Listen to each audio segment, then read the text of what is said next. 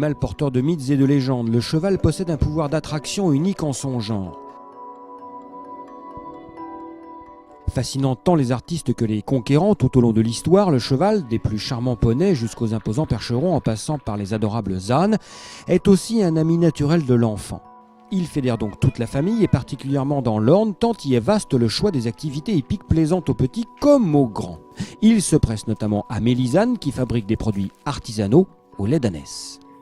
On accueille les gens le mercredi après-midi pendant l'année du mois d'avril au mois d'octobre. Les gens viennent sur le pré, ils voient les ânes, ils caressent les ânes, ils touchent les ânes. Ils s'aperçoivent que l'âne est vraiment un animal très gentil, doux et sociable, à condition d'avoir été bien élevé.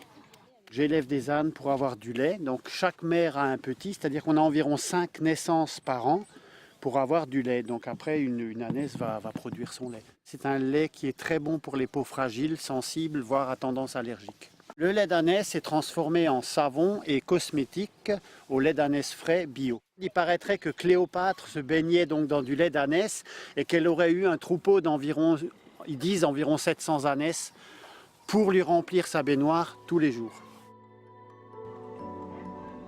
La grâce et le raffinement ne sont pas que l'apanage des fiers destriers des rois et reines. La preuve avec un étonnant spectacle de chevaux lourds en pleine forêt d'Andenne.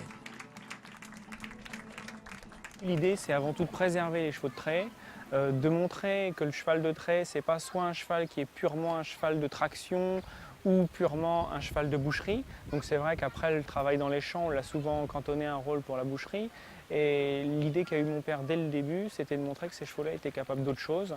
Et donc de montrer un peu la face cachée de ces chevaux-là et de surprendre avec un spectacle qui serait à ce moment-là un peu le contre-pied de tout ce qu'on pouvait attendre des chevaux de trait.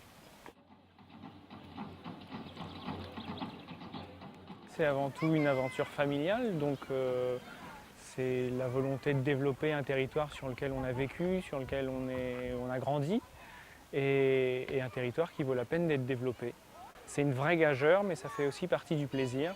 On est très très isolé, et quand on vient nous découvrir, eh ben, ça se mérite.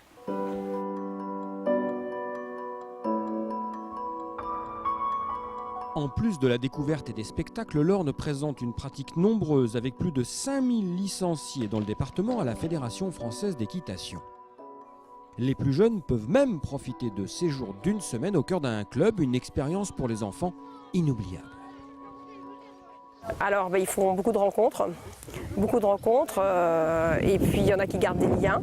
C'est un lieu d'échange et puis alors ils sont marqués par le premier poney qu'ils ont monté, ils se souviennent de tous les poneys, ils ont des souvenirs très précis des moments qu'ils ont vécu ici. Il y en a, ça les a marqués, dans leur vie professionnelle ou dans leur vie d'adulte, ils sont imprégnés de ça, quand on les revoit 10-15 ans après, ils ont Sainte-Eugénie, c'est quelque chose, ils nous ramènent leurs enfants.